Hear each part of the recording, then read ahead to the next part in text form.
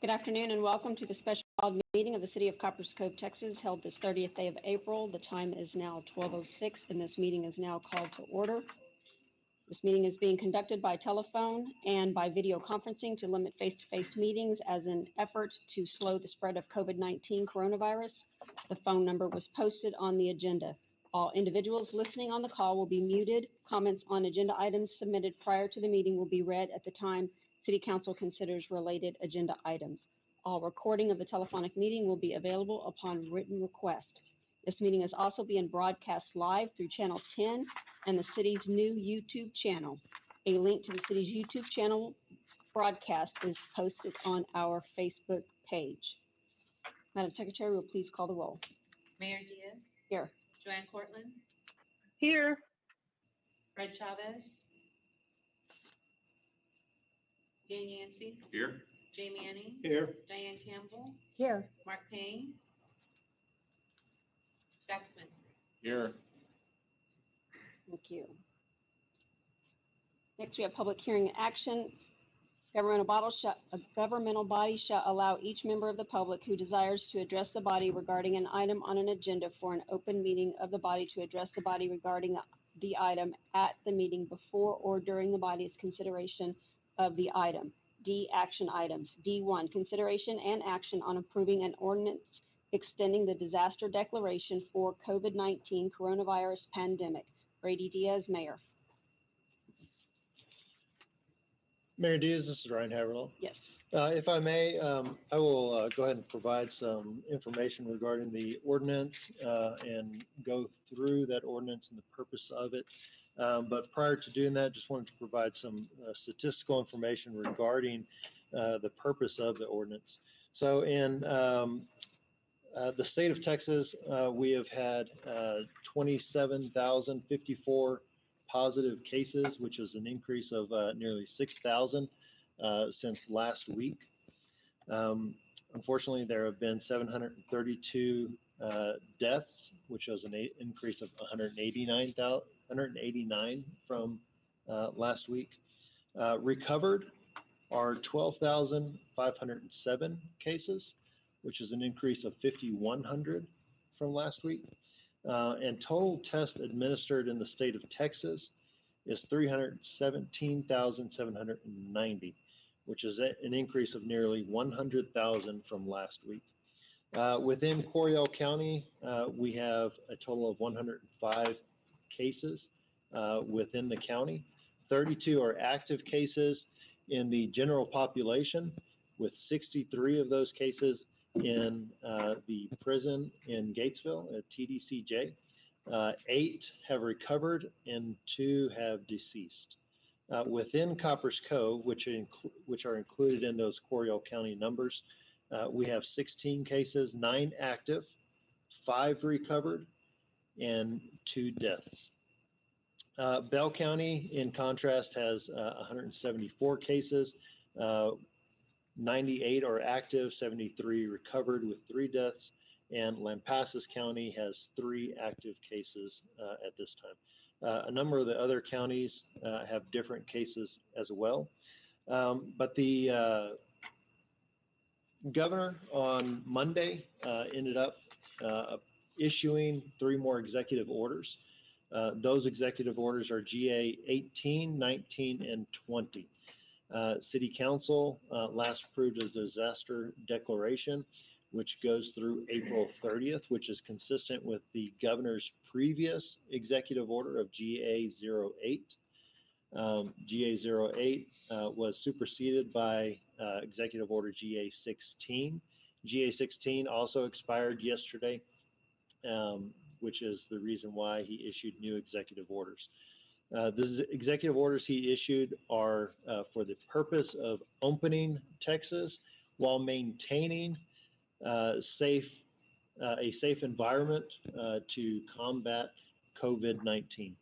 The ordinance specifically in front of you mirrors the governor's executive order. And so that executive order is consistent and is extended through May 15th, 2020. The ordinance extends through May 15th, 2020. And the governor's order has a large number of guidance items in there. Of course, it continues to state, and if you're looking at the ordinance, it's on page 6, it continues to state that the guidance provided by Dr. Hellerstadt, which is with the Texas Department of State Health Services, is to continue to achieve the goals of reducing the spread of COVID-19. It identifies those vulnerable populations of people over 65 and also states that the quarantine period for anybody who has or has the symptoms of COVID-19 is a 14-day period. It identifies essential services, which uses the U.S. Department of Homeland Security guidance on essential critical infrastructure workforce to define essential services. And then it goes on to define what reopened services shall consist of. So that consists of retail services, first with delivery, pickup, or mail type services, beginning to tomorrow on May 1st. In-store retail services will be authorized for up to 25% of the total listed occupancy for that retail establishment. We'll talk about that 25% in just a little bit. But dine-in services for restaurants are also authorized up to that 25%. And shopping malls, museums, libraries, as well as movie theaters are included in there as well. For Texas counties, which does not include Coryell County, so we're not included in that have less than 5 confirmed COVID-19 cases and have certified through DSHS, they can increase that 25% to 50% occupancy in their businesses. Other services that can continue to operate are the golf course, local government operations, and other services that are specifically listed by the governor.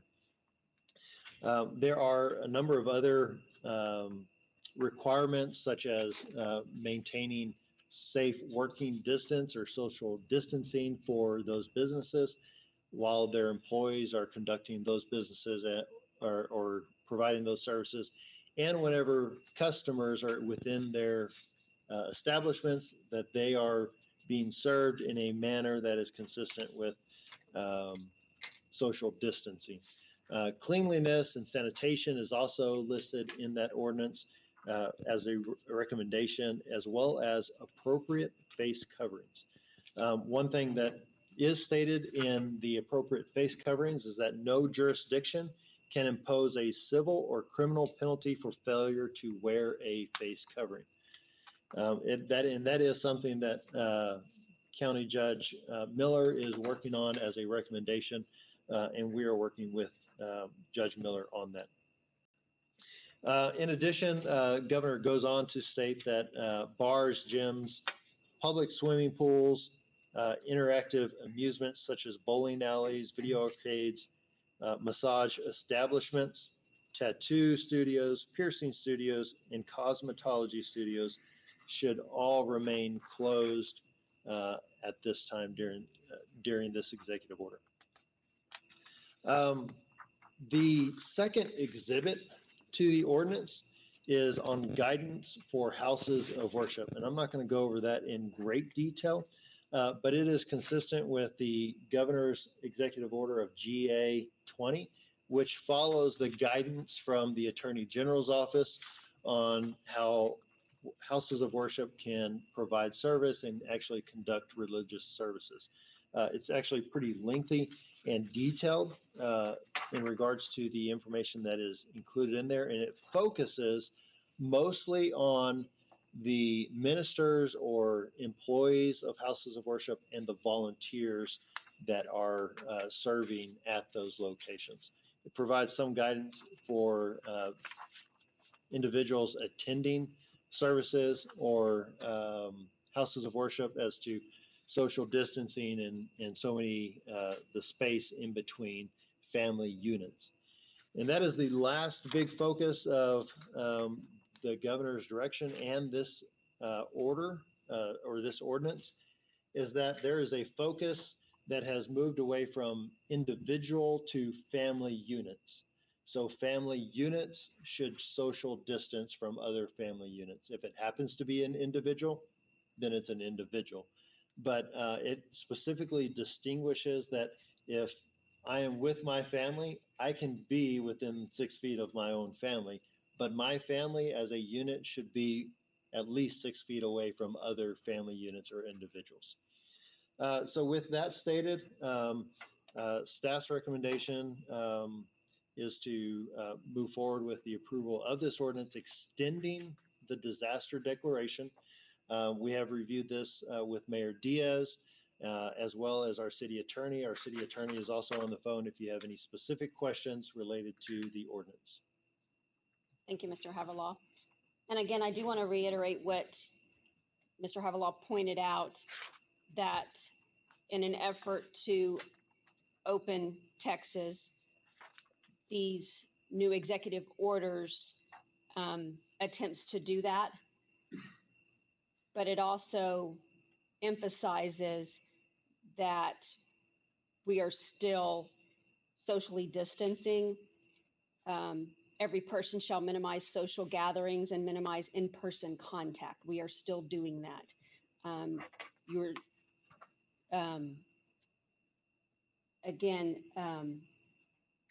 It's no longer focusing on the 10 persons that you are to socially distance within your own family group, except where necessary to obtain those essential services and now reopened services.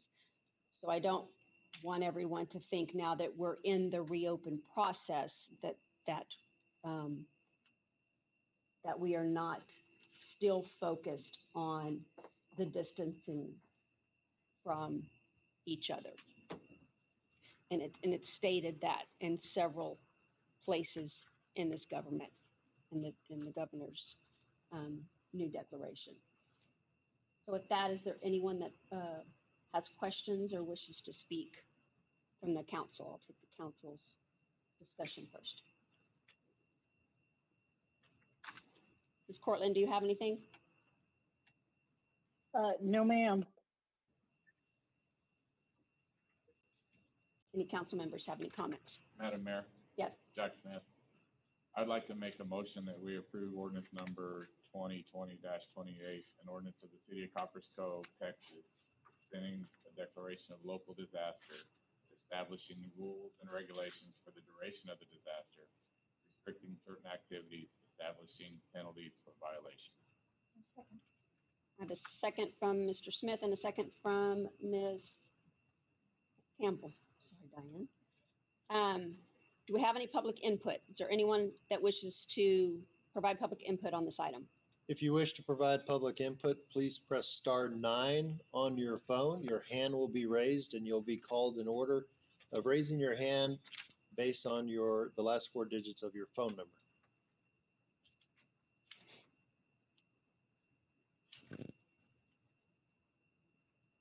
No one, Mayor. No public input. No one. I have a motion and a second. Any further discussion? Yes. The last several years, Please state your name. Jay Manning, Thank you. the last several years, we've witnessed the government increasingly telling the medical profession how to do their business. This follows 50 years of destroying our automotive industry in this country with regulations. So, I don't know, it's been 45, 60 days ago, we were asked for 30 days to flatten the curve. In the last, however long that's been, 45 to 60 days, we've observed the nature of this virus. We've also observed the unbridled thirst for power of our executive branches. And something has to be done at some point to put things back in perspective. It's time to open up and move on. But the damage that's being done reaches far beyond what the virus is. And it's pretty typical of us as politicians to get very fixated on one thing, just to look at the whole picture. This is dangerous what we're doing. And for that reason, I personally can't support it. I can't answer for anyone else, but this is dangerous for our republic to continue on in this direction. Any other comments? Please let the record reflect that Mr. Chavez has joined the meeting. Ms. Kimball. Diane Kimball, while I agree with Councilman Manning, I think it's important that this at least allows us to move forward and reopen businesses. So that's why I support that. Madam Mayor, Yes. Councilman Chavez, sorry for the late arrival. I think it's important that we balance our decision-making. I think one of the first things and most important things on our minds and our agenda should always be the health and safety of the people of this community. This is unprecedented times. This virus doesn't care what nationality, which way you vote, where your allegiances lie. It'll lay you out just as hard and fast as you can imagine. We are not sheep, not at all. I think it's important and critical that we put other people's lives, especially those most vulnerable, first. Because if you're willing to take a risk on your life, that's great. But when you're putting other people at risk, oh, why don't you go first? I'm fully confident coming out of this that we will see a resurgence in our economy. I'm very confident in that, as are many of our leaders. I'm also confident that we will see a lot of these things that have come into place be done away with. The world has changed and changed significantly. The world we go back to will not be the world we went into when this crisis first started. If that's the hope everyone has of fighting against being cautious with our other fellow citizens, well, it's too late. It's already happened. The change has already occurred. And it was going to happen whether we were locked down or not. I think moving forward, and because of the way this crisis is, I will always err on the side of health and safety of these people. These citizens got us into this position to help them make the best decisions. If they're not around, who do we serve? So I think I support this declaration. I do want to see us get back to work, but I would like to see us alive and working. That's all I have to say now. Thank you. Thank you. Any other council? Mayor Diaz, to respond to that, Name. Jay Manning. Yes. I am one of those at high risk. I have one kidney. I am very much aware of what this will do. Our fathers have paid in blood to protect the Constitution. I have been willing to do that my adult lifetime. I understand what it's like not to be there. At this point, I would give all my IRAs, all my retirement, all my Social Security, all my Medicare, if I could deliver to my children and the other citizens of this country the freedom that some of us enjoyed when I was a child.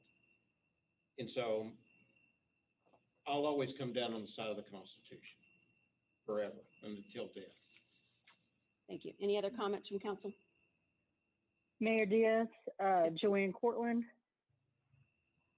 While I see both sides of what the discussion is going, but I believe that this declaration, along with the governor's executive orders, is kind of touching both sides of this issue.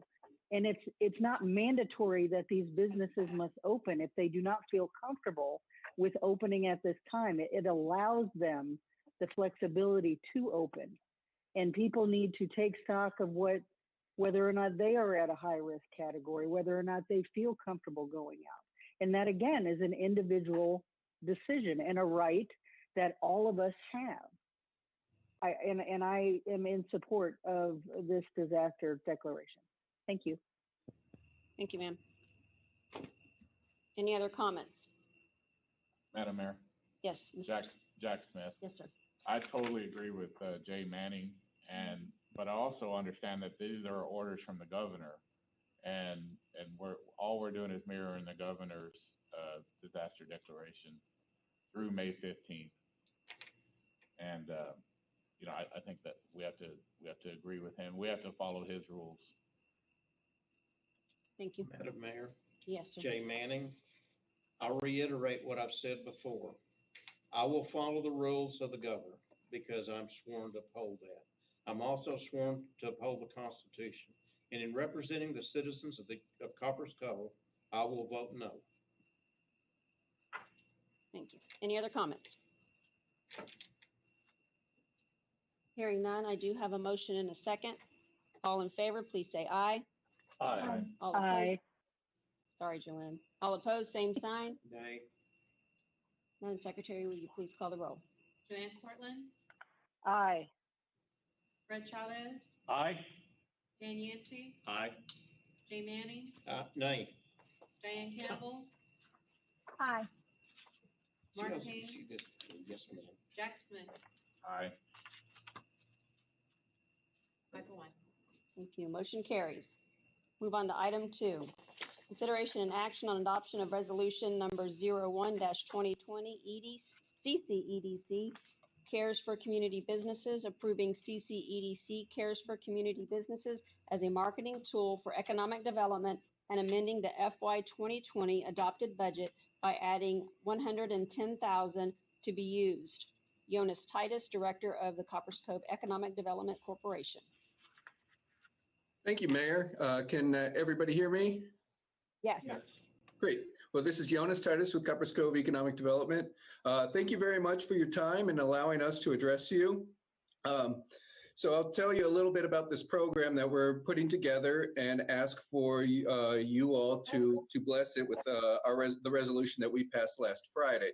The first thing that we or anybody wants to do in a time of crisis is look for ways to help. Traditional economic development tools are difficult to apply in times like these based on eligibility criteria, application and approval timelines. Staff initially began monitoring guidance from local, state, and federal authorities, economic development leaders, networks, and peers. We worked to become the funnel or one-stop shop and subject matter experts on the Federal CARES Act and the applications. When those funds were initially exhausted, processes were bogged down, and we were hearing that many were not receiving relief. We began looking for additional measures to provide to our constituents and local business. We came up with this idea. Now, this is just one idea and one program, and we'll continue to work to identify others. The purpose of this program is to help local businesses that were impacted by stay-at-home orders, and also to help promote the Copperas Cove Economic Development Corporation through a marketing partnership campaign with local business. This will also promote ripple effects through the local economy with local print shops and advertising newspapers.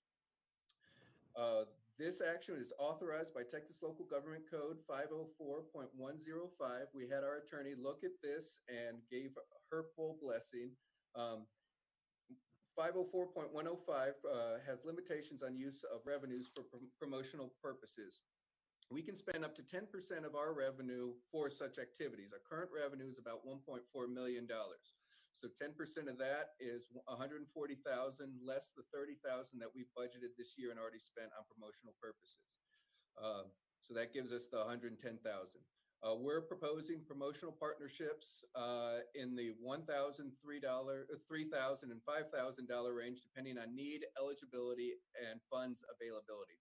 The different sizes of the partnerships allow for flexibility and the means to serve as many as possible in a meaningful way. To be eligible, businesses must be located in Copperas Cove and in business as of the first of this year, must be small businesses below 50 employees and be local, not national chains or franchises. And the marketing components of this program would be advertisements in local media publications, boosted digital advertising, and 2 options for physical advertising. So we've negotiated cost for these with our local providers, and we have a good understanding of what is feasible and what those costs would be. The process We have an application ready to go, and it'll be posted on our on our website this afternoon, subject to approval. Staff would then verify that all eligibility requirements are met. Then the staff and a committee will begin reviewing and scoring those applications and dispersing the funds in the $1,000 to $3,000 to $5,000 increments. Agreements would be executed by myself, the executive director, and businesses would have 14 days to fulfill their marketing requirements. These are extraordinary times, and they call for thinking outside the box and using tools that could otherwise not be applicable to help remedy this specific circumstance, and that's what this program is and attempts to address. We are hoping the worst has passed and we begin to head closer to normal, but the needs of the business community are real and not going anywhere soon. Goldman Sachs did a survey this week of small businesses and found that 71% of PPP applicants are still waiting for funds, and over 85% of small businesses have been impacted by stay-at-home orders. Many of our small businesses have been dug into a hole, and moving back to normalcy may stop them from digging deeper into that hole, but they remain in that hole due to circumstances beyond their control. This program is not a guarantee or a free giveaway of taxpayer funds. There will be an application process. Each applicant will be vetted by our committee, and funds will be dispersed on their needs. Program will also be capped at the $110,000. That's all that we have to put into a program like this. And we know that $110,000 will not single-handedly wipe away the effects that have been incurred upon our local business community, but we think spreading it out the best that we can to those who need it most will help. So with that, I thank you again and open up for any questions. Thank you, Jonas. Madam Mayor, Yes, Mr. Smith. Jack Smith. Jonas, I have a question, and on this, the criteria, are you guys going to prioritize people that aren't eligible or didn't apply for PPP on a first? Well, we do have in the application that they will state whether they have applied and whether they are receiving aid. If they are receiving aid, then obviously that'll be taken into consideration, and those that are not or have not yet applied will be brought higher in our scoring process. Thank you. Any other questions? Yes. Jonas? Dan Yancey. Jonas, Yes. Can you hear? how does this work if, so you're asking that they qualify under 2 of the 4 marketing requirements? Yes. And so you disperse the funds in advance? Yes, and we'll execute an agreement with each chosen applicant that they will specify which of the 2 they have selected, and those will be verified by staff. And then what happens if those funds are not used for the? We'll have claw back like we would with any economic development agreement.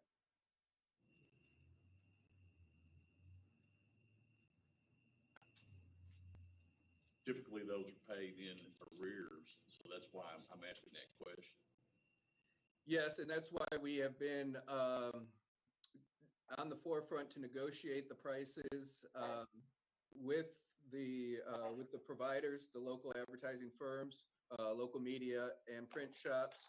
So we have a clear understanding of what we're asking, and make it very, very clear that for every potential recipient of these partnerships, that they know exactly what they have to do, and we'll walk them to the locations if we have to.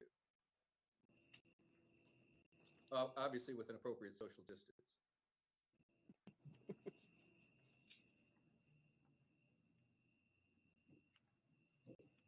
Any other questions? I have one more. Yes.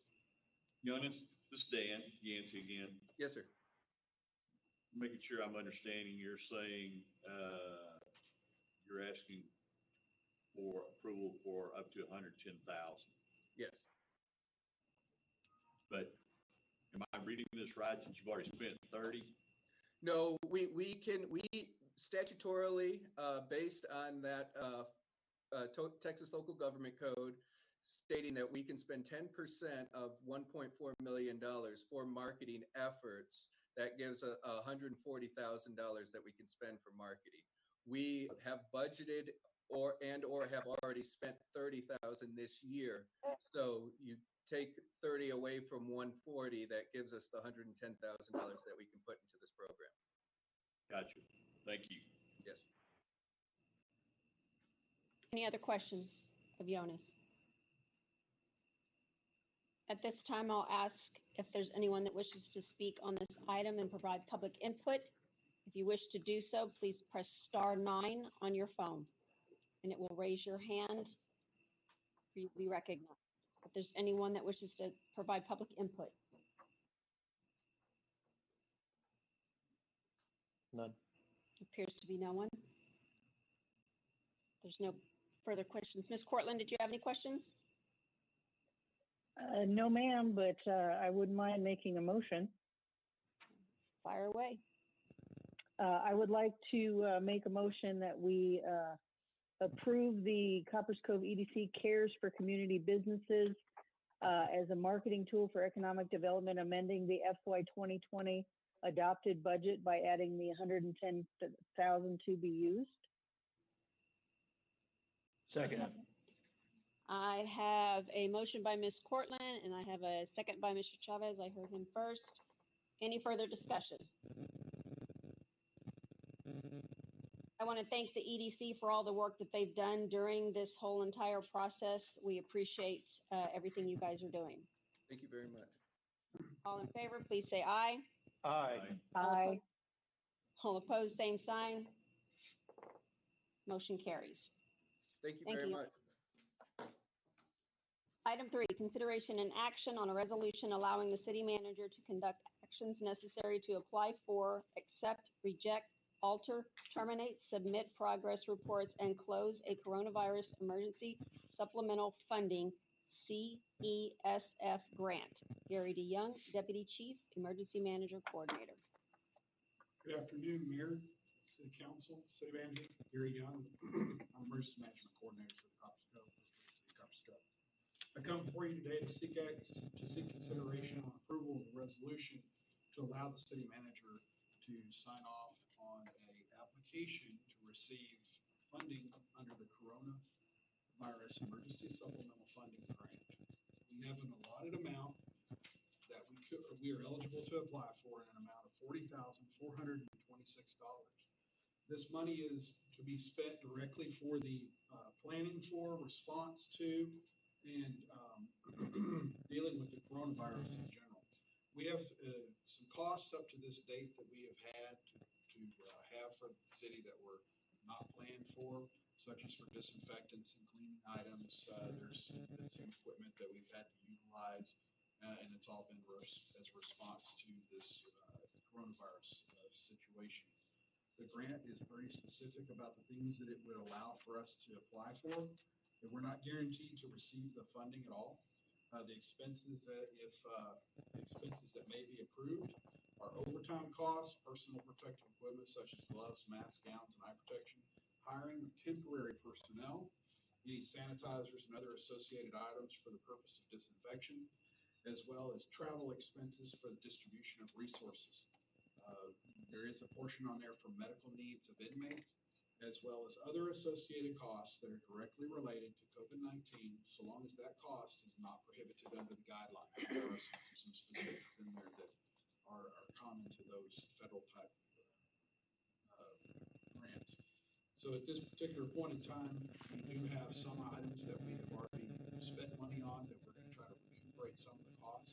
There are many different funding streams that come down from the federal government. We are not authorized under every single fund. We don't qualify under every single fund stream. This just happens to be one that we may qualify for, and it is the one with the earliest due date. There are other areas that if we don't receive compensation or the approval for funding for this, there's other areas where we can ask for the funding. The big deal is for us is this is a 100% grant. So if we do get approved, they will provide us 100% of the funding that they approve. There is no price matching or cost match associated with this particular funding stream. We will, as the city, be very cognizant of what expenses charged or allocated under what grant, so that we don't end up having a double dip type of a situation. We would actually be very careful about that. However, if there were expenses under this grant that were not allowed, we would take those expenses and move them forward to the next qualified, grant fund or funding stream that was available. So, with that being said, we're seeking consideration for approval of this application. It is due at the end of next month. Thank you, Chief. Any questions? Diane Campbell, I have a question. Is there anything out there that would help supplement funds for Code Cares for feeding our eligible citizens meals? This is Gary Young, EMC. There are some funding streams that do point towards that, and we are actually evaluating those right now to see if we have the potential to qualify for that. Thank you. Any other questions? Mayor Diaz. Yes, sir. Ryan Haverlaw. In response to Ms. Campbell's question, there is additional funding that has gone through the Central Texas Council of Governments, which has been administered by the Hill Country Community Action Association to provide additional meals to seniors without all of the other Meals on Wheels requirements. They are running it through the Meals on Wheels program. Again, that is a temporary program, just like the Cove Cares program. But that is additional funding that is currently being utilized right now within Copperas Cove as well as other counties. Yes. Yes. Diane Campbell, does that meet our budget, or do we still need additional funds to pay for the meals? The Cove Cares program, at this time, I'll be responding to CCIC and letting them know where the funding is. But based on the governor's actions of opening Texas back up for business, that is not something that I would be coming back to council to supplement funding for. When that funding runs out, the program would end up stopping unless council directs otherwise. So Diane Campbell, where are we in terms of? We don't know. I don't know that number right now. Yes, ma'am. Council, do we have any other questions? Ms. Cortland, do you have any questions? No, ma'am. Thank you. Madam Mayor, Yes. Dan Yancey. I'd like to make a motion, council approve resolution 2020-13 for submission of a Corona Emergency Supplemental Funding Grant application in the amount not to exceed $40,426. Second. A motion by Mr. Yancey, a second by Mr. Manning. Do we have any public input? If anyone wishes to speak on this item, please press star 9 on your phone to be recognized.